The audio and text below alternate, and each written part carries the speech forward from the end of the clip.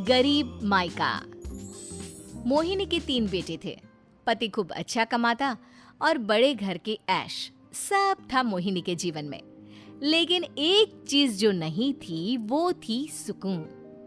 मेरी बहन और मेरा भाई दोनों गरीब, लेकिन मैं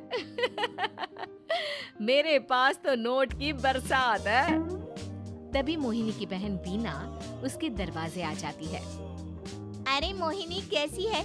मेरे घर में ना सिलेंडर खत्म हो गया है। तेरे पास तो इतने पैसे हैं, भरवा देना मेरा सिलेंडर। पैसे जैसे ही आ जाएंगे मैं दे दूंगी। तभी मोहिनी का पति राकेश आ जाता है। क्या है बिना, ये अपने घर की परेशानी हम लोगों के घर ना गाया करो। तुम्हारी बहन को तुम लोगों पर तरस आ जाता है और वो पैसे देने लग जाती है। मुझे ये बिल्कुल पसंद नहीं है। ओ जीजा जी, नहीं, मैं तो वो बस अच्छा मैं चलती हूँ। बीना वहाँ से चली जाती है। उसके जाने के बाद अच्छा किया जो आपने सुना दिया। अरे न जाने क्या सोचकर मेरे घर आ जाती है कि जैसे यहाँ तो भंडारा भरा है। अरे कितना तो दे दिया। अच्छा जी जरा 1000 तो देना। वो बिन्नी दीदी है ना, उनके घर जा रही हूँ। उनका पोता हुआ है तो मुंह दिखाई दे दूंगी। हाँ, उन लोगों के आगे तो शो ऑफ किया करो। वो खुद को बड़ा अमीर शो करते हैं ना। दिखा दे कि तू भी किसी से कम नहीं है। हाँ जी, इसी के लिए तो जा रही हूँ। मोहिनी तैयार होकर अपनी बुआ की बेटी के घर जाती है, जहाँ उसके पोते का कार्यक्रम चल रहा होता है। वहाँ वीना भी आई होती है। अरे वीना, क्या जरूरत थी यहाँ आने की? तेरे घर पर गैस नहीं है तो वो भरा लेती। क्या करूँ मोहिनी, बुआ को बुरा लग जाता नहीं जाती तो। वैसे मेरे पास एक जोड़ा बच्चे का कपड़ा रखा था, वही अपनी चांदी के पायल के साथ देने जा रही हूँ। घर पर गैस थी नहीं, सोचा परिवार यहीं खाना खा लेगा, बाकी सुबह का सुबह देखा जाएगा। मोहिनी को बहन पर दया आ जाती है। वो पर्स से 1000 रुपए निकाल कर दे देती है। ले वीना, लेकिन पैसे वापस कर देना, तेरे जीजाजी हिसाब लेते हैं। मोहिनी भी क्या करती, गरीबी में बहन का सहारा ही उसके जीवन जीने का आधार था। फिर एक रोज, सुनिए, भाई के घर बेटी हुई है, मुझे माँ के पास जाना होगा। अरे उस घर में ना कूलर है ना एसी, कैसे रहोगी तुम? हाँ वही सोच रही हूँ कि अकेली जाऊं, बच्चों को साथ ना ले जाऊं। चली जाओ, लेकिन ये जो तुम अपने गरीब परिवार से मिलने चली जाती हो ना, मुझे बिल्कुल अच्छा नहीं लगता। पता नहीं मैं भी कैसे मैनेज करती हूँ, लेकिन क्या करूँ। मोहिनी भाई भाभी के घर आती है। मोहिनी कैसे आना हुआ? तू यहाँ हम लोगों के घर रह लेगी या फिर किसी होटल में रहेगी? क्या हो गया है माँ, मोहिनी को क्यों ऐसे बोल रहे हैं आप?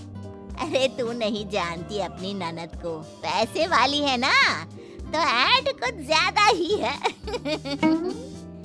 मोहिनी को माँ की बात का बुरा नहीं लगता है, क्योंकि उसे पता ही नहीं चलता कि माँ उसे जली कटी सुना रही है। वो भाभी की बच्ची के साथ लेन देन करती है और वहाँ से चली जाती है। उसके जाने के बाद, माँ क्यों आप मोहिनी को इतनी सारी बातें सुनाती हो?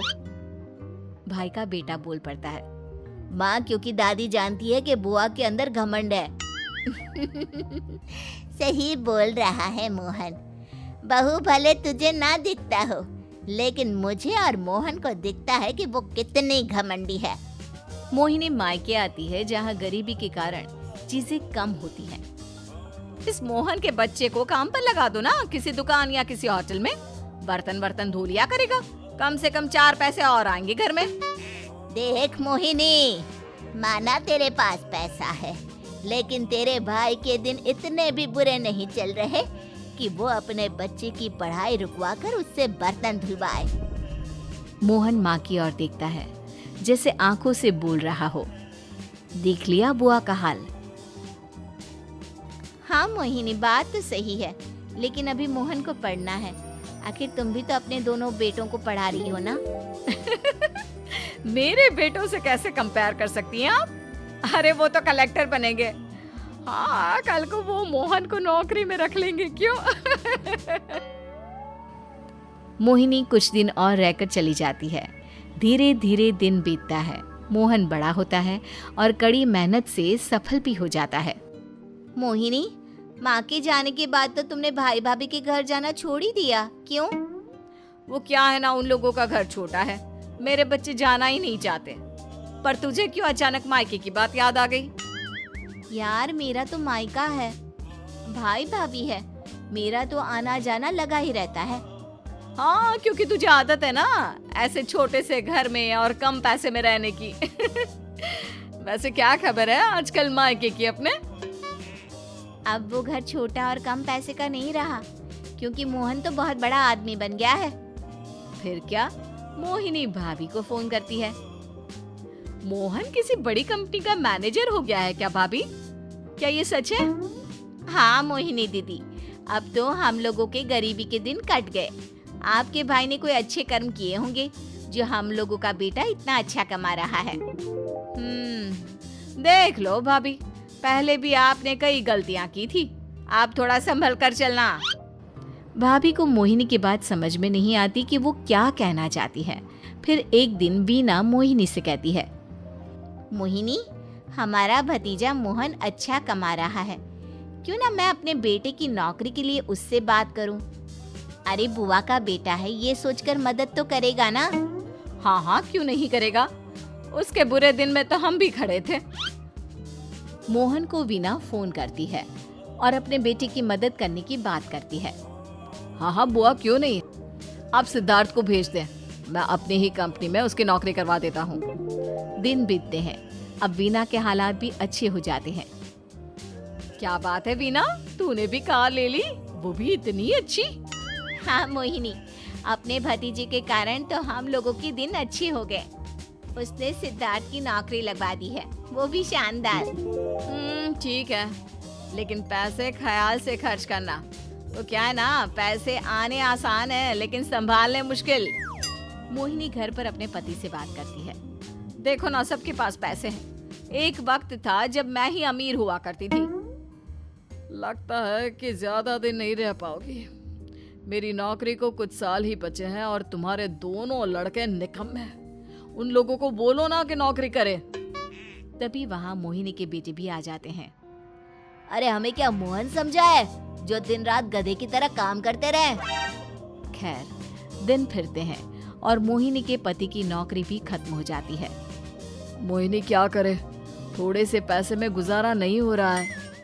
तो क्या करे, मेरी समझ में कुछ नहीं आ रहा। मोहन को बोलो ना कि वो इन दोनों के लिए नौकरी देखे, जैसे सिद्धार्थ के लिए नौकरी देखी है।